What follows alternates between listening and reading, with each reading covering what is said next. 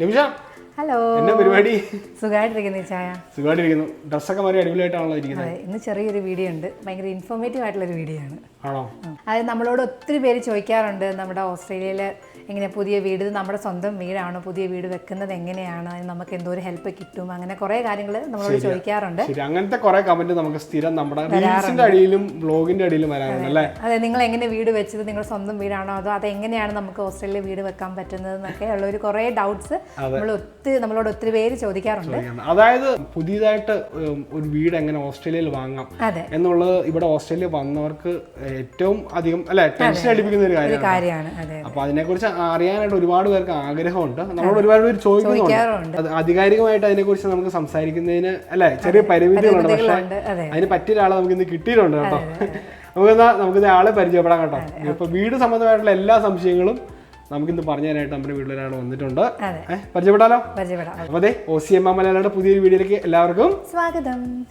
ഇതാണ് നമ്മുടെ സോണിച്ചേട്ടനാണ് നമുക്കിതൊക്കെ പറഞ്ഞു തരുന്നത് കേട്ടോ. ചേട്ടാ നമസ്കാരം. നമസ്കാരമുണ്ട്. നമ്മളെ കാണാനായിട്ട് ടാമ്പർത്തിൽ നിന്ന് വന്നതാണ് കേട്ടോ.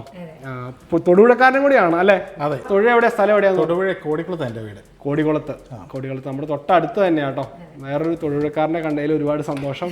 അതുപോലെ നമ്മുടെ വീഡിയോയുടെ താഴെ ഒരുപാട് പേര് കുറേ കാര്യങ്ങൾ, അതായത് വീടിനെ കുറിച്ച്, പ്രത്യേകിച്ച് ആദ്യമായിട്ട് ഓസ്ട്രേലിയയിൽ വീട് വാങ്ങുന്നതിനെ കുറിച്ച് ഒരുപാട് സംശയങ്ങൾ നമ്മുടെ വീഡിയോയുടെ താഴെ കമൻ്റായിട്ട് വരാറുണ്ടല്ലോ. പക്ഷേ റീലിനൊക്കെ താഴെ കേട്ടോ. അപ്പോൾ അതിനെക്കുറിച്ച് ആധികാരികമായിട്ട് സംസാരിക്കാൻ ഞങ്ങൾക്ക് പറ്റിയ ഒരാളെ ഇന്നാണ് കിട്ടിയത്. ഇവിടെ കിട്ടിയപ്പോൾ പിന്നെ ചോദിക്കാതെ വിടാൻ പറ്റുമോ? എന്തായാലും നോക്കാം. വീട്ടിൽ ആരൊക്കെ ഉണ്ടോ ചേട്ടാ? വീട്ടില് വൈഫ് ജിനു ടാമർത്തിൽ നേഴ്സാണ്. അത് ശരി. എനിക്ക് 3 കുട്ടികളാണ്, 2 ബോയ്സും 1 ഗേളും. അതെ അല്ലേ? എല്ലാവരും സുഖമായിട്ടിരിക്കുന്നു. കുറച്ച് ക്വസ്റ്റ്യൻസ് ഞാൻ ഓൾറെഡി എടുത്തു വെച്ചിട്ടുണ്ട് ചേട്ടാ. അപ്പം നമുക്ക് തീർച്ചയായിട്ടും സ്ഥിരമായിട്ട് വരുന്ന കുറച്ച് ക്വസ്റ്റ്യൻസ് ഉണ്ട്, അത് നമുക്ക് ഇന്ന് മെയിൻ ആയിട്ട് ആൻസർ ചെയ്യാം അല്ലേ? അതെ, തീർച്ചയായിട്ടും. തുടങ്ങിയാലോ? നിമിഷം തുടങ്ങാം. അപ്പം സോണി ചേട്ടാ പ്രൊഫഷണലി ഒരു മോർഗേജ് ബ്രോക്കറാണ് അല്ലേ? ഞാനിപ്പോൾ മോർഗേജ് ബ്രോക്കറായിട്ടാണ് ജോലി ചെയ്യുന്നത്. ശരിക്കും പറഞ്ഞാൽ എൻ്റെ ബാക്ക്ഗ്രൗണ്ട് എന്ന് പറയുന്നത് ഞാൻ നാട്ടിൽ ഒരു ബാങ്കറായിരുന്നു. ബാങ്കിലാണോ? അതെ. ഞാൻ ഇപ്പോൾ തൊടുപുഴയാണെങ്കിലും ICC ബാങ്കിൽ മാനേജറായിട്ടാണ് ഞാൻ തുടങ്ങിയത്. അതിനുശേഷം ഞാൻ അവിടുന്ന് UK പോകുന്നതിന് മുമ്പ് ലാസ്റ്റ് വർക്ക് ചെയ്തത് RBL ബാങ്കിൽ AVP ആയിട്ടായിരുന്നു ഞാൻ ജോലി ചെയ്തുകൊണ്ടിരുന്നത്. അപ്പോൾ UK എത്തിയപ്പോഴാണെന്നുണ്ടെങ്കിലും പെട്ടെന്ന് തന്നെ എനിക്കൊരു വേറൊരു ജോലിയെക്കുറിച്ച് ചിന്തിക്കാതെ അവിടെ ഫൈനാൻഷ്യൽ അഡ്വൈസറായിട്ട് തന്നെ, അതുപോലെ നമ്മുടെ ഒരു സുഹൃത്തായിട്ടുള്ള ആളുടെ തന്നെ കമ്പനിയിൽ സിയോൺ മോട്ടോഴ്സ്. ചേട്ടൻ്റെ ബാക്ക്ഗ്രൗണ്ട് ബേസിക്കലി ഇതാണ്, ഇൻഷുറൻസ് ബാങ്കിങ് ആണ്, ബാങ്കിങ്ങും ഫൈനാൻസും കാര്യങ്ങളൊക്കെയാണ് മെയിനായിട്ട് ചെയ്തുകൊണ്ടിരിക്കുന്നത്. അപ്പം ഞാൻ ഫസ്റ്റ് ആയിട്ട് ഞാൻ ചോദിക്കാൻ ഉദ്ദേശിക്കുന്നതെന്ന് പറഞ്ഞാൽ സോണി ചേട്ടാ, നമ്മുടെ ഈ നമ്മളൊരു വീട് വാങ്ങിക്കുമ്പോൾ മോർഗേജ് ബ്രോക്കർ നമ്മൾ കേട്ടിട്ടുണ്ട്, അതല്ലാതെ നമ്മൾ വേറെ ആരൊക്കെയാണ് ഇതിൽ ഇൻവോൾവ് ആയിട്ടുള്ളത്? ബാങ്ക് നമുക്കറിയാം, അവർ ലോൺ തരുന്നു, മോർഗേജ് ബ്രോക്കേഴ്സ് നമ്മൾ അപ്രോച്ച് ചെയ്യുന്നു. അപ്പൊ അതല്ലാതെ വേറെ ആരൊക്കെയാണ് ഇതിൽ ഇൻവോൾവ് ആവുന്നതെന്ന് പറയാം? അത് ശരിക്കും പറഞ്ഞു കഴിഞ്ഞാൽ നമ്മൾ ഒരു വീട് വാങ്ങിക്കുന്ന പ്രോസസ്സിൽ ഒരുപാട് പ്രൊഫഷണൽസ് ഇൻവോൾവ്ഡ് ആണ്. അപ്പോൾ അതിനകത്ത് നമ്മളൊരു വീട് വാങ്ങിക്കുവാണെന്നുണ്ടെങ്കിൽ ആദ്യം വരുന്നത് ഒരു റിയൽ എസ്റ്റേറ്റ് ഏജന്റാണ്. കാരണം അവർ ത്രൂ ആണ് നമ്മൾ പ്രോപ്പർട്ടി വ്യൂ ചെയ്യുന്നതും ഐഡന്റിഫൈ ചെയ്യുന്ന പ്രോസസ്സ് നടക്കുന്നത്. അതെ, ഒന്ന് റിയൽ എസ്റ്റേറ്റ് ഏജന്റ്, 2 തീർച്ചയായിട്ടും ഒരു മോർഗേജ് ബ്രോക്കർ, അവർ ലോൺ അസിസ്റ്റ് ചെയ്യുന്നു. അതുപോലെ പിന്നെ മൂന്നാമത്തെ ഒരു ആള് എന്ന് പറയുന്നത് സോളിസിറ്ററാണ്. കാരണം ഇതിന്റെ ലീഗൽ സൈഡുകൾ എല്ലാം ക്ലിയർ ചെയ്ത് തരുന്നതും, അതുപോലെ ബാങ്കുമായിട്ട് നമ്മുടെ സെറ്റിൽമെന്റ് കംപ്ലീറ്റ് ചെയ്ത് തരുന്നതും സോളിസിറ്റേഴ്സ് ആണ്. ഇവരൊക്കെ നമ്മൾ സെപ്പറേറ്റ് പോയി കാണണോ, അതോ ഒരാളെ മാത്രം? ഇപ്പം ഞാൻ പറയുകയാണെങ്കിൽ നമ്മൾ ബാങ്കിലേക്കാണ് ചെല്ലേണ്ടത്, അതോ ലോയറിന്റെ അടുത്താണ് ചെല്ലേണ്ടത്, മോർഗേജ് ബ്രോക്കറിന്റെ അടുത്തേക്കാണോ നമ്മൾ നേരെ വീട് വാങ്ങിക്കാൻ? നമ്മൾ ഒരു വീട് വാങ്ങിക്കാനുള്ള ഒരു പ്രോസസ്സ് നമ്മൾ തുടങ്ങാൻ പോവുകയാണ് നമ്മൾ തീരുമാനിച്ചു കഴിഞ്ഞിട്ടുണ്ടെങ്കിൽ ആദ്യം നമ്മൾ ബോറോയിങ് പവർ അറിയുന്നതിനും നമുക്ക് ഒരു ഈ പറയുന്ന എത്രത്തോളം ലോൺ എമൗണ്ട് കിട്ടും, അല്ലെങ്കിൽ ഒരു പ്രീ അപ്രൂവൽ എടുത്തിടണം. അതിന് വേണ്ടിയിട്ട് നമ്മൾ ഫസ്റ്റ് അപ്രോച്ച് ചെയ്യേണ്ടത് എപ്പോഴും ഒരു മോർഗേജ് ബ്രോക്കറെയാണ്. അത് കഴിഞ്ഞതിന് ശേഷമാണ് നമ്മൾ ശരിക്കും പറഞ്ഞു കഴിഞ്ഞാൽ ഒരു റിയൽ എസ്റ്റേറ്റ് ഏജന്റ് വഴി നമ്മൾ പ്രോപ്പർട്ടി ഐഡന്റിഫൈ ചെയ്യേണ്ടത്. അതിനുശേഷം നമ്മൾ സോളിസിറ്ററെ അതിൽ ഇൻവോൾവ് ചെയ്യിക്കുന്നു. അവർ അതിൻ്റെ ലീഗൽ പാർട്ട് അവർ ക്ലിയർ ചെയ്ത് തരും. അപ്പോൾ അതോടുകൂടി തന്നെ ഈ ഒരു ഹോം ഇൻസ്പെക്ടർ, അവരുടെ സേവനം കൂടി നമ്മൾ ഒരു എസ്റ്റാബ്ലിഷ്ഡ് ഹോം എപ്പോഴും വാങ്ങിക്കുമ്പോൾ നമ്മൾ തീർച്ചയായിട്ടും, കാരണം എന്താണെന്ന് വെച്ച് കഴിഞ്ഞാൽ അതിന്റെ ഓരോ പാർട്ടാണ്. കാരണം എന്താണെന്ന് വെച്ച് കഴിഞ്ഞാൽ ഈ ഇൻസ്പെക്ടറുടെ ഒരു ഇമ്പോർട്ടൻസ് എന്താണെന്ന് ചോദിച്ചു കഴിഞ്ഞാൽ നമ്മളൊരു നമ്മളായിട്ടൊരു വീട് പോയി നമ്മൾ വ്യൂ ചെയ്യുമ്പോൾ അത് പെയിൻ്റൊക്കെ ചെയ്ത് വെച്ചിരിക്കുവാണെങ്കിൽ അതിനുള്ളിൽ ആ വോളിന് എന്തെങ്കിലും ക്രാക്ക് ഉണ്ടോ എന്ന് നമുക്ക് അറിയാൻ പറ്റത്തില്ല. അതുപോലെ ഇപ്പോൾ നമ്മൾ റൂഫിങ്ങിലേക്ക് നോക്കിയിട്ടുണ്ടെങ്കിൽ ഇപ്പോൾ AC-യുടെ ഒക്കെ ട്യൂബ്സ് ഒക്കെ ചിലപ്പോൾ അതിൻ്റെ മുകളിലൊക്കെ പൊട്ടിക്കിടക്കുമായിരിക്കും. നമുക്കത് ഐഡൻറ്റിഫൈ ചെയ്യാൻ പറ്റിയെന്ന് വരത്തില്ല. അതെനിക്ക് പുതിയ അറിവാണ്, ആദ്യമായിട്ട് കേൾക്കുന്നത്. അത് ശരിക്കും പറഞ്ഞാൽ ബിൽഡേഴ്സ് പലപ്പോഴും അല്ലെങ്കിൽ റിയൽ എസ്റ്റേറ്റ് ഏജൻറ്റ് നമുക്ക് അവരുടെ ഒരു എക്സിസ്റ്റിംഗ് ഒരു റിപ്പോർട്ട് നമുക്ക് തരും. പക്ഷെ അതിനേക്കാളും ഒക്കെ നല്ലത് നമ്മൾ ഫൈനലൈസ് ചെയ്ത് കഴിഞ്ഞിട്ടുണ്ടെങ്കിൽ നമ്മൾ തന്നെ അതിനെ ഒരു ഇനിഷ്യേറ്റ് ചെയ്തിട്ട് ഒരാളെ കൊണ്ട് നമ്മൾ ഇത് ചെയ്യിച്ചു കഴിഞ്ഞാൽ നമുക്കത് കൂടുതൽ ബെനിഫിഷ്യൽ ആയിരിക്കും. പക്ഷേ ഞാൻ ഡിസ്ക്രിപ്ഷനിലെ നമ്പറും ഡീറ്റെയിൽസും കൊടുത്തേക്കാട്ടോ. നിങ്ങൾ വീട് വാങ്ങിക്കുന്നതിനെ കുറിച്ചൊക്കെ എന്തെങ്കിലുമൊക്കെ സംശയങ്ങളൊക്കെ ഉണ്ടെങ്കിൽ തീർച്ചയായിട്ടും കോൺടാക്ട് ചെയ്യാം അല്ലേ.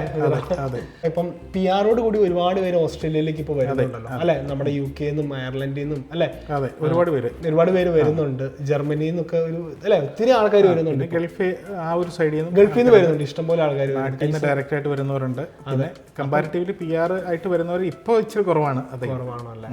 എന്നാലും ഈ PR-ഓട് കൂടി ഇപ്പം ഓസ്ട്രേലിയയിലേക്ക് നേരിട്ട് വരുന്ന ഒരാൾക്ക് വീട് വാങ്ങിക്കുക എന്നുള്ളത് എത്രത്തോളം പോസിബിൾ ആണ്? നമുക്ക് കോമൺലി നമുക്കറിയാവുന്ന പോലെ PR-ഓട് കൂടിയാണ് നമ്മളിവിടെ വരുന്നതെങ്കിൽ നമുക്ക് ഇമ്മീഡിയറ്റ്ലി തന്നെ വീട് വാങ്ങിക്കാനുള്ള ഓപ്ഷൻസ് ഉണ്ട്.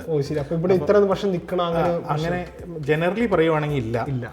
അപ്പോൾ അതിനകത്തുള്ള ചില കണ്ടീഷൻസ് എന്ന് പറഞ്ഞു കഴിഞ്ഞാൽ ചിലപ്പോൾ നമ്മുടെ ലെൻഡർ ഒരു പക്ഷേ നമ്മുടെ ജോലിയിൽ 2 മാസത്തെ അല്ലെങ്കിൽ 3 മാസത്തെ ഒരു അതെ അത് നമ്മളോട് ചോദിക്കാറുണ്ട്. അതുപോലെ ഇപ്പം നമ്മൾ റീജിയണൽ ഏരിയയിലൊക്കെ വന്നു കഴിഞ്ഞിട്ടുണ്ടെങ്കിൽ ചിലപ്പോൾ പാർട്ട്നേഴ്സിന് ജോലി കിട്ടാൻ വേണ്ടിയിട്ട് പാടായിരിക്കും, പ്രത്യേകിച്ച് നേഴ്സുമാരുടെ കാര്യത്തിലാണെങ്കിൽ. അപ്പോൾ അങ്ങനെ വരുമ്പോൾ ഒരുപാട് ആളുകൾ ഈ പറയുന്ന ഫുഡ് ഡെലിവറി അങ്ങനെയുള്ള കാര്യങ്ങൾക്കൊക്കെ പോകും. അപ്പോൾ അത് അവരുടെ ABN-ൽ അവർ സെൽഫ് എംപ്ലോയിഡ് ആയിട്ടാണ് വർക്ക് ചെയ്യുന്നത്. അപ്പോൾ സെൽഫ് എംപ്ലോയിഡ് കാറ്റഗറി ആണെന്നുണ്ടെങ്കിൽ എപ്പോഴും ഒരു 2 വർഷം അതാണ് മിനിമൽ പറയുന്നത്. അല്ലെങ്കിൽ 1 year to 2 year അത് ആ ഒരു പീരീഡ് ഉണ്ടെങ്കിലേ പറ്റുള്ളൂ. അതുകൊണ്ട് എപ്പോഴും തന്നെ നമ്മൾ ഒരു പെർമനൻറ്റ് പാർട്ട് ടൈം ആയിട്ടാണെങ്കിലും അല്ലെങ്കിൽ കാഷ്വൽ ജോബ് ആണെങ്കിൽ ഒരു 6 month വെയിറ്റ് ചെയ്യേണ്ടി വരും. അത് കഴിഞ്ഞിട്ടുണ്ടെങ്കിൽ ഇമ്മീഡിയറ്റ്ലി നമുക്ക് വീട് വാങ്ങിക്കാൻ പറ്റും. അതിനകത്ത് നമ്മളിപ്പോൾ ന്യൂ സൗത്ത് വെയിൽസിൽ മാത്രം ഒരു കാര്യം എടുക്കുകയാണെങ്കിൽ അതിനകത്ത് ഒരു കോംപ്ലിക്കേഷൻ ഉണ്ട്. ഈ ന്യൂ സൗത്ത് വെയിൽസിൽ ഒരു റെസിഡൻസി റൂൾ ഉണ്ട്. അതെങ്ങനെയാണെന്ന് ചോദിച്ചു കഴിഞ്ഞിട്ടുണ്ടെങ്കിൽ നമ്മളിവിടെ വന്നിട്ട് ഓസ്ട്രേലിയയിൽ എവിടെയെങ്കിലും 6 മാസം നമ്മൾ താമസിച്ചതിന് ശേഷമേ ഈ പറയുന്ന NSW നമുക്കൊരു വീട് വാങ്ങിക്കാനുള്ള പെർമിഷനുള്ളൂ. അതിന് മുമ്പ് നമ്മൾ വാങ്ങിക്കണമെന്നുണ്ടെങ്കിൽ നമ്മളെ ഒരു ഫോറിൻ ബയറായിട്ട് അവർ കാൽക്കുലേറ്റ് ചെയ്യത്തുള്ളൂ. അപ്പോൾ നമുക്ക് ഈ പറയുന്ന ഒരു ഫോറിൻ സർചാർജ്, ബയേഴ്സ് സർചാർജ് നമ്മൾ കൊടുക്കണം. അപ്പോൾ അതൊരു ഏകദേശം 7% ആ ഒരു എമൗണ്ട് നമ്മൾ അഡീഷണലി കൊടുക്കണം. പിന്നെ അതിനകത്ത് എക്സ്ക്ലൂഷൻസ് ഉണ്ടോ എന്ന് ചോദിച്ചു കഴിഞ്ഞിട്ടുണ്ടെങ്കിൽ നമ്മളിപ്പോൾ FIRB-യിൽ അല്ലെങ്കിൽ റവന്യൂ ഡിപ്പാർട്ട്മെൻറ്റിൽ അതിന് വേണ്ടിയിട്ട് നമ്മൾ അതിൻ്റെ പുറകെ നിന്ന് കഴിഞ്ഞിട്ടുണ്ടെങ്കിൽ ഒരു പക്ഷേ നമുക്ക് ആ പൈസ നമ്മൾ എക്സ്ട്രാ അടച്ച പൈസ നമുക്ക് തിരിച്ച് കിട്ടുന്ന പ്രൊവിഷൻസ് ഉണ്ട്. നമ്മൾ അതിനുശേഷം 200 days എങ്കിലും നമ്മളിവിടെ താമസിക്കും എന്നുള്ള ഒരു ഗ്യാരണ്ടി കൊടുത്തു കഴിഞ്ഞാൽ. പക്ഷേ അതിൻ്റെ ആ ഒരു പ്രോസസ്സിൻ്റെ ആ ഒരു ബുദ്ധിമുട്ടൊക്കെ വെച്ച് നോക്കുമ്പോൾ നമ്മൾ ന്യൂ സൗത്ത് വെയിൽസിൽ മാത്രമേ ഉള്ളൂ.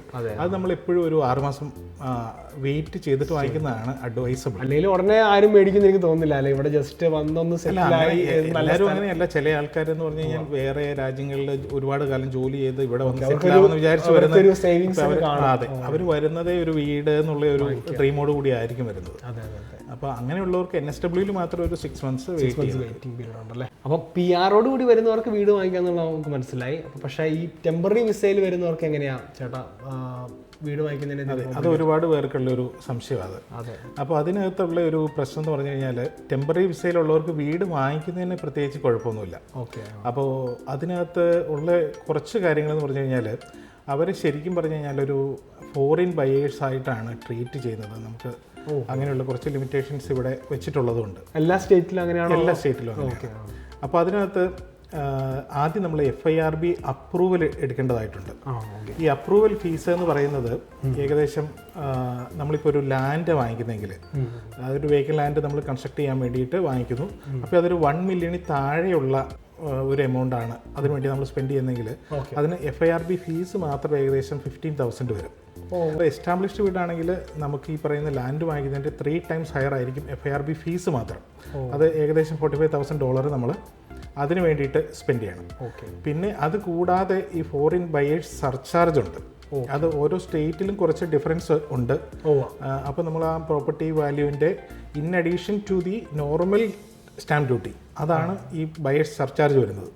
അത് ഓരോ സ്റ്റേറ്റിലും ഡിഫറെൻ്റ് ആണ്. അതിന് ശരിക്കും പറഞ്ഞു കഴിഞ്ഞാൽ ഓസ്ട്രേലിയൻ ക്യാപിറ്റൽ ടെറിട്ടറിയിൽ മാത്രം ആ പറയുന്ന സർചാർജ് ഇല്ല. പക്ഷേ അവിടെ ഓൾറെഡി നല്ല വിലയുണ്ടെന്ന് തോന്നുന്നു അല്ലേ? അതുപോലെ ഇപ്പോൾ ബാക്കി സ്റ്റേറ്റുകളിലാണെന്നുണ്ടെങ്കിൽ അതൊരു 7 to 9%. അത് അങ്ങനെ ഒരു ഡിഫറൻസ് ഉണ്ട്. അതുകൊണ്ട് അവർ ഇപ്പോൾ ഞാൻ പറയുകയാണെന്നുണ്ടെങ്കിൽ അവർക്ക് ഒരു വർഷം അല്ലെങ്കിൽ 2 വർഷത്തിനുള്ളിൽ PR കിട്ടുമെന്നുണ്ടെങ്കിൽ അവരത് വെയിറ്റ് ചെയ്തിട്ട് വാങ്ങിക്കുന്നതായിരിക്കും. അതെ, കാരണം അവരൊരു ഈ FARB ഫീസും ഈ ബയേഴ്സ് സർചാർജും കൂടി കൊടുത്തതിന് ശേഷം അപ്പോൾ ഒരു 12% എങ്കിലും അവർ അഡീഷണലി സ്പെൻഡ് ചെയ്തിട്ടുണ്ടാവും. അപ്പോൾ നമ്മൾ വാങ്ങിക്കുന്ന പ്രോപ്പർട്ടിക്ക് ഈ പറയുന്ന 2 വർഷം കൊണ്ട് അത്രയും അപ്രീസിയേഷൻ കിട്ടണമെന്ന് നിർബന്ധമില്ല. അതുകൊണ്ട് നമ്മൾ പ്രത്യേകിച്ച് മെട്രോയിലൊക്കെ വീട് വാങ്ങിക്കുമ്പോൾ ഭയങ്കര പ്രശ്നമാണ്. ഓൾറെഡി വീടിന് നല്ല പൈസ ആയിരിക്കും അതിൻ്റെ കൂടെ അല്ല. ഇത്രയും ഒരു $1 million വീട് മേടിച്ചാൽ അതിൻ്റെ 10% എന്ന് പറഞ്ഞാൽ അപ്പോൾ തന്നെ ആയി. അപ്പോൾ എപ്പോഴും അഡ്വൈസബിൾ അവരൊന്ന് വെയിറ്റ് ചെയ്യുന്നത് തന്നെയാണ്. കാരണം അല്ലെങ്കിൽ ഇത്രയും പൈസ നമ്മൾ അഡീഷണൽ ആയിട്ട് കൊടുക്കണം, സ്പെൻഡ് ചെയ്യണം. അപ്പോൾ അതിനുള്ള ഒരു അപ്രീസിയേഷൻ നമുക്ക് പ്രോപ്പർട്ടിയിൽ നിന്ന് കിട്ടിയാലേ അതിൽ നിന്നൊരു ബെനിഫിറ്റ് നമുക്ക് കിട്ടുമെന്ന് പറയാൻ പറ്റും. അതുപോലെ തന്നെ നമ്മുടെ ബോറോയിങ് കപ്പാസിറ്റി എന്ന് പറഞ്ഞൊരു സംഭവം ഇപ്പം ഞാൻ ഒരുപാട് കേട്ടിട്ടുള്ളൊരു സംഭവമാണ്. ഇപ്പം വീട് വാങ്ങിക്കാൻ പോകുന്ന ഒരാൾ അയാൾക്ക് എന്തോരം പൈസ ബാങ്കിൽ കിട്ടും അല്ലെ, അങ്ങനെയാണെന്ന് മനസ്സിലാക്കുന്ന സാഹചര്യം. അതിനെക്കുറിച്ച് എന്താ പറയാനുള്ളത്? അതായത് ബൊറോവിങ് കപ്പാസിറ്റി അറിയാൻ വേണ്ടിയിട്ട് ഏറ്റവും എളുപ്പമുള്ള മാർഗ്ഗം ഏതാണെന്ന് ചോദിച്ചു കഴിഞ്ഞിട്ടുണ്ടെങ്കിൽ ഒരു മോർഗേജ് ബ്രോക്കറെ കോൺടാക്ട് ചെയ്യാന്നുള്ളതാണ്. കാരണം ഇപ്പോൾ നമ്മളെ അപ്രോച്ച് ചെയ്യുന്ന ആളുകളിൽ കൂടുതലും നമ്മുടെ നാട്ടിൽ നിന്ന് വന്ന ഹെൽത്ത് കെയർ പ്രൊഫഷണൽസ് ആയിരിക്കും. അത് കൂടുതലും നേഴ്സുമാരും അവരുടെ ഫാമിലി ആയിരിക്കും. അപ്പോൾ ഈ നേഴ്സുമാരുടെ സാലറി എന്ന് പറയുന്നത് ഒരു കോംപ്ലക്സ് സ്ട്രക്ചറാണ്. കാരണം അതിനകത്ത് ഒരിക്കലും നമ്മൾ ജോബ് കോൺട്രാക്റ്റിലുള്ള ആ ഒരു എമൗണ്ട് ആയിരിക്കത്തില്ല നമ്മുടെ ഇൻകം എന്ന് പറയുന്നത് കിട്ടുന്നതാണ്. കാരണം അതിനകത്ത് ഷിഫ്റ്റ് ബേസ് ചെയ്തല്ലേ അലവൻസ് ഉണ്ട്, പെനാൽറ്റീസ് ഉണ്ട്, ഓവർ ടൈം ഉണ്ട്. അപ്പോൾ ഇതെല്ലാം കൂടി കൺസിഡർ ചെയ്യുന്ന ഒരു ലെൻഡറെ ഐഡൻറ്റിഫൈ ചെയ്യുക എന്നുള്ളതാണ് ഒന്ന്. ഇപ്പോൾ ഓൺലൈനായിട്ട് നമ്മളൊരു കാൽക്കുലേറ്റർ യൂസ് ചെയ്ത് കഴിഞ്ഞിട്ടുണ്ടെങ്കിൽ വരുന്ന പ്രശ്നം അതാണ്. ഈ പറയുന്ന കറക്റ്റായിരിക്കും നമ്മുടെ ഈ നേഴ്സുമാരുടെ പോലെയുള്ള സാലറി അത് നമുക്ക് ഒരിക്കലും കറക്റ്റായിട്ട് ഒരു ബോറോയിങ് കാൽക്കുലേറ്റ് ചെയ്യാൻ ബുദ്ധിമുട്ടായിരിക്കും. നിങ്ങളപ്പോൾ എല്ലാ കോർണറിൽ തീർച്ചയായിട്ടും എസ്റ്റിമേറ്റ് ചെയ്ത്. അതെ, കാരണം നമ്മൾ ഡേ ടു ഡേ ലൈഫിൽ നമ്മൾ നേഴ്സുമാരെ കൂടുതലായിട്ട് ഇവരുടെ സാലറി സ്ട്രക്ചർ വെച്ചിട്ടാണ് നമ്മൾ പോകുന്നത്. അപ്പോൾ അതിന് പറ്റിയ ലെൻഡേഴ്സിനെ നമുക്ക് കണ്ടുപിടിക്കാൻ പറ്റും. അതെല്ലേ. അതുപോലെ തന്നെ എനിക്ക് തോന്നുന്നത് ഈ പ്രീ അപ്രൂവൽ അത് ഇമ്പോർട്ടൻ്റ് ആണ്. പ്രീ അപ്രൂവൽ വളരെ നമ്മളെപ്പോഴും ഒരു പ്രോപ്പർട്ടി മാർക്കറ്റിലേക്ക് ഇറങ്ങുന്നതിന് മുമ്പ് ബൊറോയിങ് മനസ്സിലാക്കിയിട്ട് അതനുസരിച്ചിട്ട് ഒരു പ്രീ അപ്രൂവൽ എടുത്തതിന് ശേഷം അതിനകത്ത് ഉള്ള ഒരു ഇതെന്ന് പറഞ്ഞാൽ നമുക്ക് നേരെ ഡയറക്റ്റ് ബാങ്കിനെ അപ്രോച്ച് ചെയ്യാം, ഒരു മോർഗേജ് ബ്രോക്കറെയും അപ്രോച്ച് ചെയ്യാം. ആദ്യം ഈ പ്രീ അപ്രൂവൽ എന്തുകൊണ്ട് ഇമ്പോർട്ടൻ്റ് ആണെന്ന് ഞാൻ പറയാം. അതായത് പ്രീ അപ്രൂവൽ ഉണ്ടെങ്കിൽ നമ്മൾ മാർക്കറ്റിൽ നമ്മൾ ഇറങ്ങി നമുക്ക് ഇഷ്ടപ്പെട്ട ഒരു പ്രോപ്പർട്ടി കണ്ടു. അപ്പോൾ നമ്മളത് ഐഡൻറ്റിഫൈ ചെയ്ത് നമ്മൾ അതിന് വേണ്ടിയിട്ട് ഒരു ഓഫർ കൊടുത്തു കഴിയുമ്പോഴായിരിക്കും ഈ പറയുന്ന ഈ റിയൽ എസ്റ്റേറ്റ് ഏജൻറ്റ് നമ്മളോട് ചോദിക്കുക നമ്മുടെ കയ്യിൽ പ്രീ അപ്രൂവൽ ഉണ്ടോ. കാരണം ഇപ്പോഴും ഈ ഡിമാൻഡ് വേഴ്സസ് സപ്ലൈ തമ്മിലൊരു ഗ്യാപ്പ് ഉള്ളതുകൊണ്ട് വേറെ ആവശ്യക്കാർ ഇഷ്ടം പോലെ ഉണ്ട്. ഈ ഏജന്റിനെ സംബന്ധിച്ച് അവർക്കൊരു സെയിൽ നടക്കണം എന്നുള്ളതേ ഉള്ളൂ. നമുക്ക് തരണമെന്നോ അല്ലെങ്കിൽ മറ്റേ ആൾക്കാർ നമ്മുടെ കൈ വരുമ്പോഴത്തേക്കും അത് തെന്നിപ്പോരുത്. അതുകൊണ്ട് നമുക്കൊരു പ്രോപ്പർട്ടി ഐഡന്റിഫൈ ചെയ്ത് നമുക്ക് ഇഷ്ടപ്പെട്ട പ്രോപ്പർട്ടി കിട്ടാതെ പോകാനുള്ള സാധ്യത വളരെ കൂടുതലാണ് പ്രീ അപ്രൂവൽ ഇല്ലാതെ ഈ മാർക്കറ്റിൽ പോയിട്ടുണ്ടെങ്കിൽ. കാരണം നമ്മൾ പിന്തള്ളപ്പെട്ടു പോകും. പിന്നെ ആദ്യം ചോദിച്ച പോലെ എന്തുകൊണ്ടാണ് മോർഗേജ് ബ്രോക്കർ അല്ലെങ്കിൽ ബാങ്കിൽ നേരിട്ട് പോയാൽ മതി, ആ ഒരു ചോദ്യം ആളുകൾ ചോദിക്കുന്നുണ്ട്. അതിൽ പ്രത്യേകിച്ച് ഡിഫറൻസ് ഒന്നുമില്ല. നമുക്ക് നേരെ ബാങ്കിൽ പോയി കഴിഞ്ഞാലും നമ്മൾ എലിജിബിൾ ആണെന്നുണ്ടെങ്കിൽ അവർ ആ ഒരു പക്ഷേ ഇമ്മീഡിയറ്റ്ലി നമുക്ക് പ്രീ അപ്രൂവൽ അവർ എടുത്തു തരും. പക്ഷേ അതിനകത്ത് ഒരു ഡിഫറൻസ് എന്താണെന്ന് ചോദിച്ചു കഴിഞ്ഞാൽ നമ്മളൊരു ബാങ്കിൽ ചെല്ലുമ്പോൾ അത് കൂടുതലും നമുക്ക് പരിചയമുള്ളൊരു ബാങ്കിലായിരിക്കും നമ്മൾ പോകുന്നത്, അല്ലെങ്കിൽ നമ്മുടെ സാലറി ക്രെഡിറ്റ് ആവുന്ന ബാങ്ക് അതായിരിക്കും നമുക്ക് കൂടുതൽ കംഫർട്ടബിൾ. അപ്പോൾ നമ്മൾ ആ ബാങ്കിൽ ചെന്ന് കഴിയുമ്പോൾ ആ ബാങ്കിൻ്റെ പ്രൊഡക്റ്റ് എന്താണോ അത് നമ്മൾ വാങ്ങണം. കാരണം അതിൻ്റെ എത്രയാണോ ഇൻട്രസ്റ്റ് റേറ്റ് അത് നമ്മൾ അക്സെപ്റ്റ് ചെയ്യണം. ഇപ്പോൾ ചില കേസിലാണെന്നുണ്ടെങ്കിൽ നമ്മൾ അപ്രോച്ച് ചെയ്യുന്ന ബാങ്ക് നമുക്ക് ചെല്ലുന്ന ലോൺ ഓഫർ ചെയ്യും. അതിനകത്ത് ഈ ആളുകൾക്ക് ഏറ്റവും കൂടുതൽ ഇപ്പോൾ ഇൻട്രസ്റ്റ് റേറ്റിനകത്ത് വരുന്ന ഡിഫറൻസ് അതൊരു വലിയ ഡിഫറൻസ് ആണ്. അതിനേക്കാളും കൂടുതൽ നമുക്ക് അപ്പ് ഫ്രണ്ട് പറ്റുന്ന ഒരു തെറ്റെന്താണെന്ന് ചോദിച്ചു കഴിഞ്ഞാൽ നമ്മൾ അപ്രോച്ച് ചെയ്യുന്ന ബാങ്ക് ഒരു പക്ഷേ അവർക്ക് ഈ 80% കൂടുതൽ നമ്മൾ ലോൺ എടുക്കുന്ന ആളുകളാണെങ്കിൽ അപ്പോൾ അവർക്ക് ഡിപ്പോസിറ്റ് നമ്മുടെ കയ്യിൽ കുറവാണ്, 10% ഡിപ്പോസിറ്റ് ഉള്ളൂ. അപ്പോൾ നമ്മൾ ബാങ്കിനെ അപ്രോച്ച് ചെയ്ത് കഴിയുമ്പോൾ ബാങ്ക് നമുക്ക് ലോൺ തരും, 90% വരെ ലോൺ തരും. പക്ഷേ നമ്മൾ LMI പേ ചെയ്യേണ്ടി വരും. ആ പറയുന്ന ഈ ലെൻഡേഴ്സ് മോർഗേജ് ഇൻഷുറൻസ് എന്ന് പറയുന്ന ഒരു എമൗണ്ട് അത് നമ്മൾ അൺനെസസറി പേ ചെയ്യുക. അതേസമയത്ത് നമ്മൾ ഹെൽത്ത് കെയർ പ്രൊഫഷണൽസിന് അല്ലെങ്കിൽ നേഴ്സുമാർക്ക് ഈ LMI വേവർ ഓഫർ ചെയ്യുന്ന ഒരുപാട് ലെൻഡേഴ്സ് ഉണ്ട്.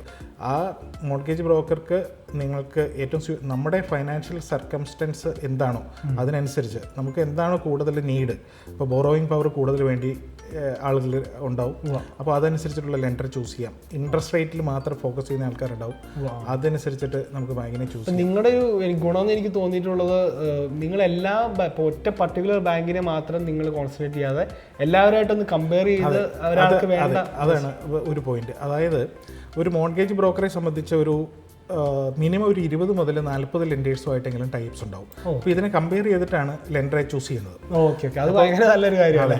ഇപ്പോൾ ഞങ്ങൾ സ്മാർട്ട് ഫിന്നെ സംബന്ധിച്ച് ഞങ്ങൾക്ക് ഏകദേശം 50-ലധികം ലെൻഡേഴ്സുമായിട്ട് നമുക്ക് ടൈപ്പ് ഉണ്ട്. അപ്പോൾ നമുക്ക് ഒരുപാട് ചോയ്സസ് ഉണ്ട്. സ്മാർട്ട് ഫിൻ എന്ന് പറഞ്ഞാൽ നമ്മുടെ ചേട്ടൻ്റെ ബ്രാൻഡ്. ഓക്കെ, ഞാൻ വർക്ക് ചെയ്യുന്ന കമ്പനിയാണ്. എന്നെപ്പോലെ ഏകദേശം 40ഓളം പേര് ഓസ്ട്രേലിയ വൈഡ് വർക്ക് ചെയ്യുന്നുണ്ട്. ഓക്കെ. അപ്പോൾ അതുകൊണ്ട് നമ്മളിപ്പോഴും മോർഗേജ് ബ്രോക്കറെ അപ്രോച്ച് ചെയ്യുന്നതാണ് നല്ലത് ലോണിന് വേണ്ടി. കാരണം ഇതൊരു 25 to 30 ഇയർ ജേണിയാണ്.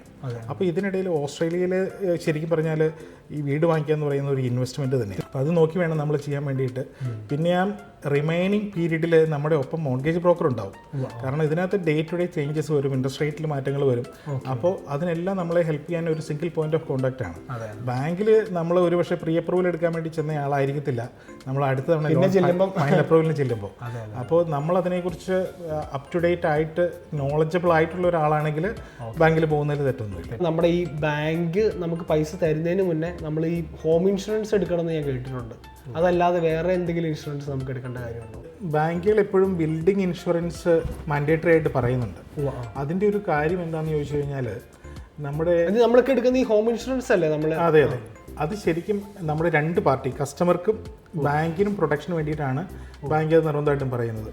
അതിപ്പോൾ സപ്പോസ് നമുക്ക് നമ്മുടെ ബിൽഡിങ്ങിന് എന്തെങ്കിലും ഒരു ഡാമേജ് വരിക, അതായത് ഫോർ എക്സാമ്പിൾ ഫയർ അല്ലെങ്കിൽ ഒരു നാച്ചുറൽ കലാമിറ്റി, ഫ്ലഡ് വരുന്ന ഒരുപാട് ഏരിയസ് ഉണ്ടല്ലോ.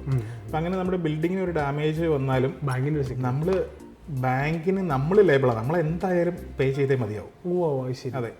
അപ്പോൾ വീട് അങ്ങനെ പോയാലും നമ്മൾ പൈസ കൊടുക്കണം അല്ലേ? വീട് പോയെന്ന് പറഞ്ഞാൽ നമ്മൾ ബാങ്കിന് ലൈബിളാണ്. അപ്പോൾ അതുകൊണ്ട് ബാങ്കിൻ്റെയും നമ്മുടെ ഇൻട്രസ്റ്റ് പ്രൊട്ടക്ട് ചെയ്യാൻ വേണ്ടിയിട്ടാണ് ബിൽഡിംഗ് ഇൻഷുറൻസ് നിർബന്ധമായിട്ട് പറയുന്നത്. അപ്പോൾ എൻ്റെ ഒരു എക്സ്പീരിയൻസ് വെച്ചിട്ട് ഞാൻ ഒരു അഡ്വൈസ് എന്നുള്ള രീതിയിലല്ല, ജനറലി ഇൻഷുറൻസ് മസ്റ്റ് ആയിട്ട് എടുക്കണം. അതെ, അത് ബാങ്ക് എന്തായാലും നിർബന്ധമായിട്ട് എടുപ്പിക്കും. ഈ അടുത്ത് കുറച്ച് നാളായിട്ട് കേൾക്കുന്നതാണ് ഈ 5% സ്കീം എന്ന് പറഞ്ഞിട്ടുള്ള ഒരു അതായത് 5% ഡെപ്പോസിറ്റില്ല ഒരാൾക്ക് വീട് വാങ്ങിക്കാന്ന് കേൾക്കുന്നുണ്ട്. അത് ശരിക്കും പറഞ്ഞു കഴിഞ്ഞാൽ നേരത്തെ മുതലുള്ളതാണ്. ഈ ഒക്ടോബർ മുതൽ അതിനകത്ത് കുറേ ചേഞ്ചസ് ഗവൺമെന്റ് കൊണ്ടുവന്നിട്ടുണ്ട്. അത് ഫസ്റ്റ് ഹോം ഗ്യാരണ്ടി സ്കീം എന്നാണ് അതിന്റെ പേര്. അത് ഫെഡറൽ ഗവൺമെന്റ് ഒരു പ്ലാനാണ്. അപ്പോൾ അതിനകത്ത് 5% നമ്മൾ കോൺട്രിബ്യൂട്ട് ചെയ്ത് കഴിഞ്ഞിട്ടുണ്ടെങ്കിൽ ബാലൻസ് 15% ഗവൺമെന്റ് ഗ്യാരണ്ടി ചെയ്യും. അതാണ്. അല്ലെങ്കിൽ 20% നമ്മൾ അതെ. അപ്പോൾ അതുകൊണ്ട് കുറഞ്ഞ ഡിപ്പോസിറ്റിലുള്ളവർക്കും വീട് വാങ്ങിക്കാൻ വേണ്ടിയിട്ട് ഗവൺമെൻറ് ഹെൽപ്പ് ചെയ്തിരിക്കുന്ന ഒരു പ്രോഗ്രാമാണ്.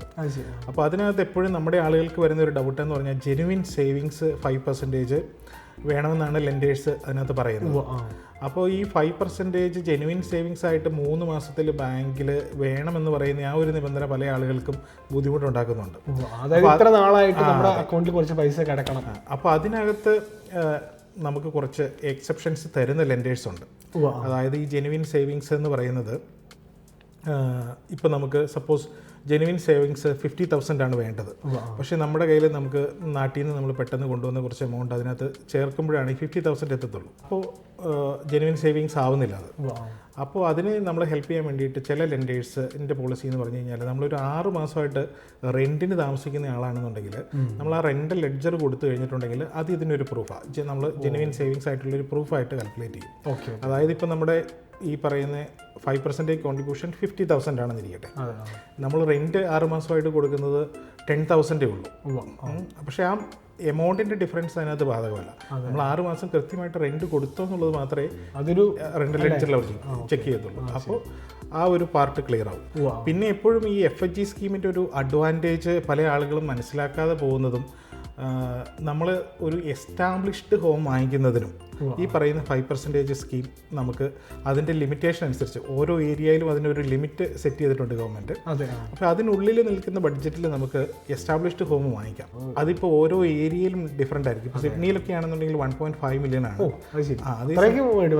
അതേസമയത്ത് റീജിയണൽ ഏരിയയിൽ കൂടുതലും ഇപ്പോൾ NSW-ലാണെന്നുണ്ടെങ്കിൽ 800,000 ആയിരിക്കും. അപ്പോൾ ആ ഒരു ഡിഫറൻസ് ഉണ്ട്. സുഖമായിട്ട് നല്ലൊരു വീട് വാങ്ങിക്കാൻ പറ്റും. അത് ഇപ്പോൾ എല്ലാവരും അതിനകത്ത് ചെയ്യുന്നത് ഈ പറയുന്ന ഗ്യാരണ്ടി സ്കീം യൂസ് ചെയ്തിട്ട് അവരുടെ മാക്സിമം ബോറോയിങ് യൂസ് ചെയ്തിട്ട് പുതിയൊരു ലാൻഡ് പ്ലസ് കൺസ്ട്രക്ഷൻ എന്നുള്ള രീതിയിലേക്ക് ആളുകൾ കൂടുതലും പോകുന്നത്. പക്ഷേ നമുക്ക് റിട്ടയർമെൻറ്റിന് ഒരു 15 to 20 years ബാലൻസ് ഉണ്ട്. അപ്പോൾ നമ്മൾ ഇതൊരു ഇൻവെസ്റ്റ്മെൻ്റ് ആയിട്ട് കൺസിഡർ ചെയ്ത് നമ്മുടെ ഡ്രീം ഹോം നമ്മൾ കുറച്ചും കൂടി കാലത്തേക്ക് ബാക്കി വെച്ചിട്ട് നമുക്ക് വേണമെങ്കിൽ പ്രോപ്പർട്ടി ഇൻവെസ്റ്റ്മെൻ്റ് ആയിട്ട് തന്നെ ഫസ്റ്റ് ഹോം നമുക്ക് വാങ്ങിക്കാം. എസ്റ്റാബ്ലിഷ്ഡ് ഹോം ഈ സ്കീം ഉപയോഗിച്ച് വാങ്ങിക്കാം. അത് പലരും അത് അത്ര ശ്രദ്ധിക്കാതെ പോയിട്ടുള്ളൊരു കാര്യമാണെന്ന് എനിക്ക് തോന്നുന്നുണ്ട്. കാരണം ഞാൻ പലരും സംസാരിക്കുന്നത് കേൾക്കുമ്പോൾ എല്ലാവരും അത് പുതിയ വീടിന് മാത്രമേ ഇതുള്ളൂ, പഴയ വീടുകൾക്ക് ഇല്ല എന്നുള്ളൊരു ധാരണയുണ്ട്. അങ്ങനെയല്ല. അത് ലോൺ അടച്ച് തുടങ്ങുമ്പോൾ തൊട്ടുള്ള നമ്മുടെ ടെൻഷനാണ് ഇത് എപ്പോൾ തീരും എന്നുള്ളത്. അതായത് 30 വർഷത്തേക്കാണ് നമ്മൾ ലോൺ എടുക്കുന്നത് അല്ലേ? വലിയൊരു ടൈമാണ്. വലിയ ടൈമാണ്. അപ്പം ഈ 30 വർഷം കൊണ്ട് നമ്മൾ അടച്ച് തീർക്കണോ അതോ ഇതിന് പെട്ടെന്ന് അടച്ചു തീർത്താൽ എന്തെങ്കിലും ഗുണങ്ങളുണ്ടോ? ഏതാണ് ലാഭം ശരിക്കും? നമ്മളെപ്പോഴും ലാഭത്തെക്കാളും കൂടുതൽ നമ്മൾ എത്രയും പെട്ടെന്ന് ഡെപ്റ്റ് ഫ്രീ ആവുക എന്നുള്ളതാണ്. തീർച്ചയായിട്ടും നമ്മളിപ്പോൾ ആളുകളെ നോക്കിയിട്ടുണ്ടെന്നുണ്ടെങ്കിൽ എല്ലാവരും വീട് വാങ്ങിക്കുന്നതിന് മുമ്പ് ഇതിനെക്കുറിച്ച് ഭയങ്കര ബോധേഡായിരിക്കും. കാരണം ഇത് എങ്ങനെ എനിക്ക് നേരത്തെ എങ്ങനെ അടച്ചു തീർക്കാം. പക്ഷേ നമ്മൾ വീട് വാങ്ങിച്ചു, നമ്മളതിൽ താമസം തുടങ്ങി, നമ്മൾ EMI റെഗുലറായിട്ട് പോയി തുടങ്ങി കഴിഞ്ഞാൽ പിന്നെ അതിനെക്കുറിച്ച് ആരും എല്ലാ മാസവും എന്തായാലും ഇത്ര തുക മോർഗേജിനങ്ങ് മാറ്റി വെക്കങ്ങ് 30 വർഷം വളരെ സ്പെസിഫിക് ആയിട്ട് ഇതിനെ ഫോളോ അപ്പ് ചെയ്യുന്ന വളരെ കുറച്ച് ആളുകളേ ഉള്ളൂ. ഈ പറയുന്ന ലോണിൻ്റെ ഇൻട്രസ്റ്റ് എപ്പോഴും ബാങ്ക് കാൽക്കുലേറ്റ് ചെയ്യുന്നത് ഡെയിലി ആണ്. ഡെയിലി ഇൻട്രസ്റ്റാണ് കാൽക്കുലേറ്റ് ചെയ്യുന്നത്. അത് അക്യുമുലേറ്റ് ചെയ്യായി അതിനെ നമുക്ക് ഈ ലോൺ പെട്ടെന്ന് അടച്ചു തീർക്കാൻ വേണ്ടി അല്ലെങ്കിൽ അതിൻ്റെ ആ ഒരു ഇൻട്രസ്റ്റ് ബേർഡൻ അധികം നമുക്ക് ഇല്ലാതെയാക്കാൻ വേണ്ടി ബാങ്കുകൾ തന്നെ നമുക്ക് ഒരുപാട് ഓപ്ഷൻ തരുന്നുണ്ട്.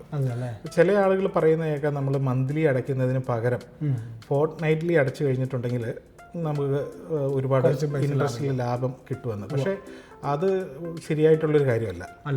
അതിപ്പോൾ അതിൻ്റെ ഒരു എക്സാമ്പിളായിട്ട് ഞാൻ പറയുവാണെങ്കിൽ നമ്മളൊരു 500,000 നമ്മൾ ലോൺ എടുത്തു. 30 വർഷത്തേക്ക് ലോണാണ്. 5.39 ആണ് ഇൻട്രസ്റ്റ് റേറ്റ്.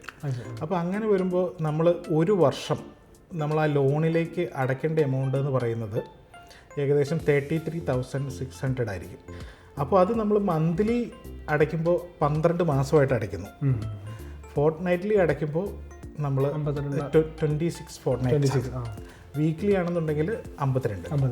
അപ്പോൾ ആ ഒരു ഡിഫറൻസ് അല്ലാതെ അതിനകത്ത് നമുക്ക് ഒരു ലാഭമില്ല.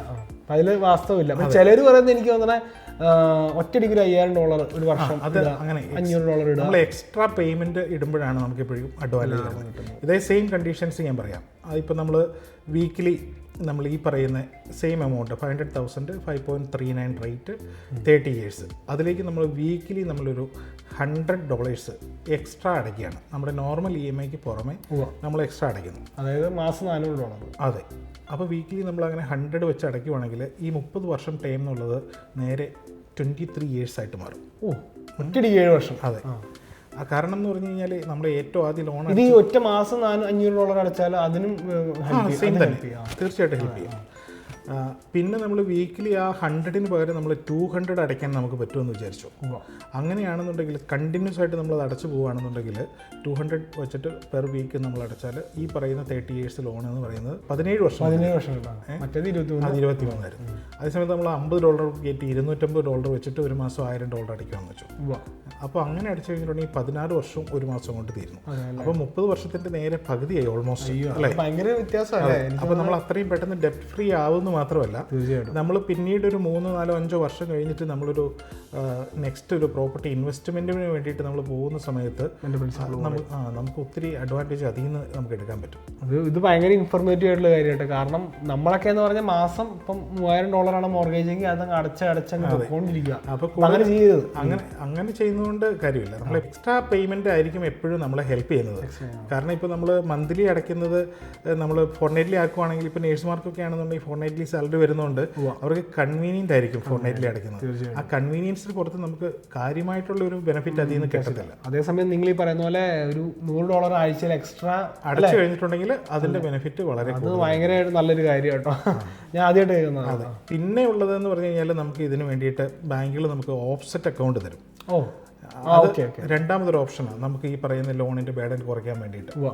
ഓഫ്സെറ്റ് അക്കൗണ്ട് എന്ന് പറയുന്നത് ജസ്റ്റ് നമ്മുടെ ഒരു സാധാ സേവിങ്സ് അക്കൗണ്ടാണ്. നമുക്ക് അതിനകത്ത് ഡെബിറ്റ് കാർഡ്സ് ഉണ്ടാവും. അതിനകത്ത് നമുക്ക് ഒരു സേവിങ്സ് അക്കൗണ്ടിൻ്റെ എല്ലാ ഫീച്ചേഴ്സും ഉണ്ട്. നമ്മുടെ ലോൺ ഔട്ട്സ്റ്റാൻഡിങ് 500,000 ആണ്. ഇന്ന് നമ്മുടെ അക്കൗണ്ടിൽ 100,000 ഉണ്ട്. അപ്പോൾ ഇന്നത്തെ ഇൻട്രസ്റ്റ് കാൽക്കുലേഷൻ വരുമ്പോൾ ഈ 500,000 മൈനസ് ഇതിനകത്ത് പാർക്ക് ചെയ്തിരിക്കുന്ന 100,000. ആ പറയുന്ന ഡിഫറൻസ്, ആ 400,000 ഇൻട്രസ്റ്റ് ഇന്ന് നമുക്ക് ചാർജ് ആവത്തുള്ളൂ. അതാണ് ഓഫ്സെറ്റ് അക്കൗണ്ടിന്റെ അഡ്വാൻറ്റേജ്. അപ്പോൾ അത് നമുക്ക് എങ്ങനെ കറക്റ്റായിട്ട് യൂട്ടിലൈസ് ചെയ്യാന്ന് വെച്ച് കഴിഞ്ഞാൽ നമ്മുടെ സേവിങ്സ് ഒക്കെ അതായത് നമ്മുടെ സാലറി വരുന്ന അക്കൗണ്ടായിട്ട് ഈ ഓഫ്സെറ്റ് അക്കൗണ്ടിന് മാറ്റുക 2 പേരുടെ. അപ്പോൾ അതിനകത്ത് റെഗുലറായിട്ട് സാലറി വരും. അതിനുശേഷം നമ്മളൊരു ക്രെഡിറ്റ് കാർഡ് യൂസ് ചെയ്ത് നമ്മുടെ ഗ്രോസറി അതുപോലെയുള്ള എക്സ്പെൻഡിച്ചർ എല്ലാം ക്രെഡിറ്റ് കാർഡ് വഴി പോവുകയാണെങ്കിൽ ഈ മാക്സിമം എമൗണ്ട് ഇതിനകത്ത് കൂടുതൽ ദിവസം പാർക്ക് ചെയ്യാൻ പറ്റും. അപ്പോൾ നമുക്ക് അത്രയും ഇൻട്രസ്റ്റിൻ്റെ ലോഡ് കുറയും. ശരിക്കും പറഞ്ഞാൽ നമ്മുടെ ബാക്കിയുള്ള സേവിങ്സ് അക്കൗണ്ട് എല്ലാം മാറ്റി ഇതിലേക്ക് മാറ്റുന്നതാണ് അഡ്വാൻറ്റേജ്. അത് ഭയങ്കരമായിട്ടുള്ള ഒരു ഇൻഫർമേഷൻ ആയിരുന്നു. പിന്നെയുള്ളത് റീഡ്രോ എന്ന് പറയുന്ന ഒരു ഫെസിലിറ്റി തരുന്നത് ബാങ്കുകൾ. റീഡ്രോ ശരിക്കും പറഞ്ഞു കഴിഞ്ഞാൽ ഓഫ്സെറ്റ് പോലെയൊക്കെ തന്നെയാണ് വർക്ക് ചെയ്യുന്നത്. അത് നമുക്കൊരു എക്സ്ട്രാ എമൗണ്ട് നമുക്ക് റീപേ ചെയ്യാൻ വരുമ്പോൾ നമ്മൾ ആ റീഡ്രോ അക്കൗണ്ടിൽ പോയി വർക്ക് ചെയ്ത് കഴിഞ്ഞിട്ടുണ്ടെങ്കിൽ അത് നമ്മുടെ ആ പ്രിൻസിപ്പൽ ഔട്ട്സ്റ്റാൻഡിങ്ങിൽ നിന്ന് അത്ര എമൗണ്ട് കുറയും. അതിനുശേഷം അതിൻ്റെ ഒരു ബെനിഫിറ്റ് എന്താണെന്ന് വെച്ചാൽ പിന്നീട് നമുക്കൊരു പൈസയ്ക്ക് ആവശ്യം വന്നു കഴിഞ്ഞാൽ അതിനകത്ത് ഉള്ള എമൗണ്ടിൽ നിന്ന് എത്ര വേണമെങ്കിലും നമുക്ക് എടുക്കാം. പുറത്തേക്ക് എടുക്കുമ്പോൾ റീഫൈനാൻസിങ് ആണോ റീഡ്രോ എന്ന് ഉദ്ദേശിക്കുന്നത്? അല്ലല്ല, അതായത് ഇപ്പോൾ നമുക്ക് ഒരു 500,000 ലോണുണ്ട്. അപ്പോൾ ആ ലോണിനോട് ചേർന്ന് നമ്മൾ പാക്കേജ് ആയിട്ട് നമ്മൾ എടുക്കുമ്പോൾ ബാങ്കുകൾ നമുക്ക് തരുന്ന കുറച്ച് ഫീച്ചേഴ്സാണ് ഈ പറയുന്ന ഓഫ്സെറ്റ് ഒരു ഫീച്ചറാണ്. അതിൻ്റെ ഒപ്പം നമുക്ക് ഈ പറയുന്ന റീഡ്രോ എന്ന് പറയുന്ന ഫീച്ചറും നമുക്ക് സെലക്ട് ചെയ്യാം. ഇത് സെലക്ട് ചെയ്ത് കഴിഞ്ഞിട്ടുണ്ടെങ്കിൽ ഓഫ്സെറ്റ് പോലെ തന്നെ നമുക്ക് നമ്മുടെ മണി മാനേജ് ചെയ്യാൻ വേണ്ടിയിട്ട് ഹെൽപ്പ് ചെയ്യുന്നതാണ്. നമ്മുടെ കയ്യിൽ കുറച്ച് എക്സസ് എമൗണ്ട് വന്നു കഴിഞ്ഞാൽ ഈ റീഡ്രോയിൽ കൊണ്ടുപോയിട്ട് കഴിഞ്ഞാലുള്ള ഗുണം എന്താണെന്ന് വെച്ച് കഴിഞ്ഞാൽ നമുക്ക് പിന്നീട് തിരിച്ചെടുക്കാം. അപ്പോൾ അത് ഓഫ്സെറ്റിലും പറ്റില്ലെന്ന് ചോദിച്ചു കഴിഞ്ഞാൽ ഓഫ്സെറ്റിലും പറ്റും. പക്ഷേ ഓഫ്സെറ്റിനേക്കാളും കുറച്ചുകൂടി സേഫ് ആയിരിക്കും കുറച്ച് ബൾക്ക് എമൗണ്ട് പാർക്ക് ചെയ്യാൻ. കാരണം എന്താണെന്ന് വെച്ച് കഴിഞ്ഞാൽ ഓഫ്സെറ്റ് അക്കൗണ്ട് നമ്മുടെ നോർമലി ഒരു സേവിങ്സ് അക്കൗണ്ട് ആണ്. അതിന് ഇൻട്രസ്റ്റ് വരുമല്ലോ, കാരണം നമ്മൾ കൊണ്ടിടുന്ന പൈസയാണ് അത്. പക്ഷേ ഇൻട്രസ്റ്റിന്റെ ബെനിഫിറ്റ് നമുക്ക് കിട്ടുന്നുണ്ട്. അതായത് നമ്മുടെ ലോണിന്റെ ഇൻട്രസ്റ്റിൽ അത്രയും കുറയുന്നുണ്ട് നമ്മൾ അതിനകത്ത് ഫണ്ട് പാർക്ക് ചെയ്യുമ്പോൾ. അത് കൊള്ളാം, പുതിയൊരു ഇൻഫർമേഷൻ ആയിട്ട്. ഞങ്ങളത് പ്രതീക്ഷിച്ചിരിക്കുവായിരുന്നു. കോഫി റെഡി ആയിട്ടുണ്ടാവും. കോഫി കുടിക്കുക. അതെ,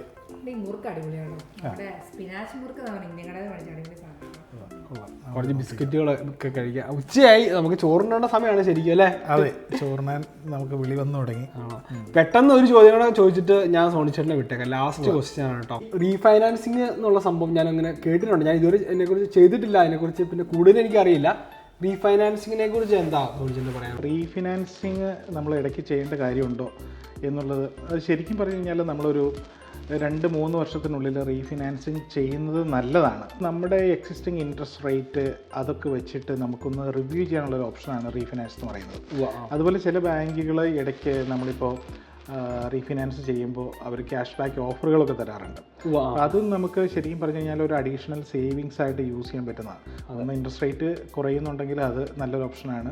അതുപോലെ അഡീഷണൽ ആയിട്ട് എന്തെങ്കിലും ഓഫറുകൾ ബാങ്കുകൾ പ്രൊവൈഡ് ചെയ്യുന്നുണ്ടെങ്കിൽ അത് നമുക്ക് എടുക്കാൻ പറ്റും. നമ്മളിപ്പം നിലവിലെടുത്ത് ലോൺ എടുത്തിരിക്കുന്ന ബാങ്കിൽ നിന്ന് തന്നെ റീഫൈനാൻസ് ചെയ്യണം അങ്ങനെ നിർബന്ധമില്ല. നമുക്ക് വേറെ ഏത് ബാങ്കിൽ വേണമെങ്കിലും നമുക്ക് പോകാം. നിലവിലിരിക്കുന്ന ബാങ്കിൽ തന്നെ വേണമെങ്കിൽ നമുക്ക് റീഫിനാൻസ് ചെയ്യാം. കൂടുതലും നമ്മൾ ഒരു ഇൻവെസ്റ്റ്മെൻറ്റ് പ്രോപ്പർട്ടിയിലേക്ക് ഇപ്പോൾ പോകുമ്പോഴാണ് ആദ്യമേ ആളുകൾ ചിന്തിച്ചു തുടങ്ങാം.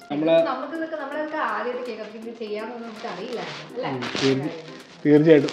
അപ്പോൾ എന്താ പറയുക, ഒരുപാട് കാര്യങ്ങൾ നമുക്ക് പറഞ്ഞു തന്നാൽ കേട്ടോ. നിങ്ങളൊരു വീട് വാങ്ങിക്കാനായിട്ട്, അതായത് പ്രത്യേകിച്ച് നിങ്ങളൊരു ഫസ്റ്റ് ഹോം ബയർ ആണ്, നിങ്ങൾ വീട് വാങ്ങിക്കാൻ പ്ലാൻ ചെയ്യുന്ന ഒരാളാണെങ്കിൽ തീർച്ചയായിട്ടും നമുക്ക് കോൺടാക്ട് ചെയ്യുന്ന ഒരാളാണ് മിസ്റ്റർ സോണി.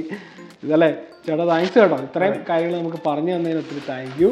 അതെ, പിന്നെ നമ്മളും ഇതിൻ്റെ അകത്ത് കുറേ അഡ്വൈസസ് നമ്മളും പേഴ്സണലായിട്ട് എടുത്തിട്ടുണ്ട് കേട്ടോ, ഓൾറെഡി എടുത്തു. പ്രത്യേകിച്ച് ആ ഓഫ്സെറ്റ് ബാങ്ക് അക്കൗണ്ടിൻ്റെ ഒക്കെ കാര്യം പറഞ്ഞാൽ നമുക്ക് ഭയങ്കര ഹെൽപ്ഫുള്ളാണ്. അതുപോലെ ഇൻവെസ്റ്റ്മെൻറ്റ് കാര്യവും. അതെ, ഇപ്പോൾ ഇതിനകത്ത് നമ്മൾ എത്ര ലെങ്തി ആയിട്ടുള്ളൊരു വീഡിയോ എടുത്താൽ പോലും നമുക്ക് ആളുകൾക്ക് ചില സംശയങ്ങൾ ബാക്കി നിൽക്കുന്നില്ല. അതുപോലെ നമ്മൾ പല വീഡിയോസും കണ്ടിട്ടുണ്ട്. ഇതുപോലെ ഈ മോർഗേജ് ബ്രോക്കേഴ്സ് വന്ന് സംസാരിക്കുന്നത് ഞാൻ കണ്ടിട്ടുണ്ട്. പക്ഷേ ഇത്രയും ഡീറ്റെയിൽ ആയിട്ട് എല്ലാവരും പറഞ്ഞിട്ടുണ്ടോ എന്ന് എനിക്ക് അറിയില്ല കേട്ടോ. സോണി ചേട്ടൻ നല്ല പ്രിപ്പയർ ആയിട്ടാണ് കൂടെ വന്നത് എല്ലാം. മോർ ദാൻ ഇത് എന്താ പറയാ ജസ്റ്റ് ഒരു വ്ളോഗ് എന്നുള്ള രീതിയിൽ ചേട്ടൻ്റെ കൂടുതലും അഡ്വൈസ് അല്ലേ എല്ലാവർക്കും ഈ ഇൻഫർമേഷൻ എത്തിക്കണം എന്നുള്ള ഒരു മെസ്സേജ് ആണ് കേട്ടോ ചേട്ടൻ്റെ. അതാണ് നമുക്ക് ഏറ്റവും കൂടുതൽ ഇഷ്ടപ്പെട്ടത്. എന്നാൽ പിന്നെ നമുക്ക് നമ്മുടെ വീഡിയോ കൂടെ പയ്യങ്ങ് വൈൻഡപ്പ് ചെയ്തേക്കാം അല്ലേ? ചേട്ടാ ഇറങ്ങുവാണെന്ന് കേട്ടു. അതെ, ഇനി അടുത്ത തവണ വരുമ്പോ തീർച്ചയായിട്ടും അല്ല എല്ലാരെയും കൊണ്ട് വരാം കേട്ടോ. മൈക്കിനെയും പിള്ളേരെ കൊണ്ട് വരാം. നമ്മുടെ പിള്ളേരും കൂടി ഇല്ലാണ്ടായിപ്പോ അല്ലെങ്കിൽ അവരെ പരിചയപ്പെടുത്താം. ഞങ്ങൾ സ്കൂളിൽ പോയതാണ് കേട്ടോ. വീഡിയോ എടുക്കാൻ പറ്റില്ല.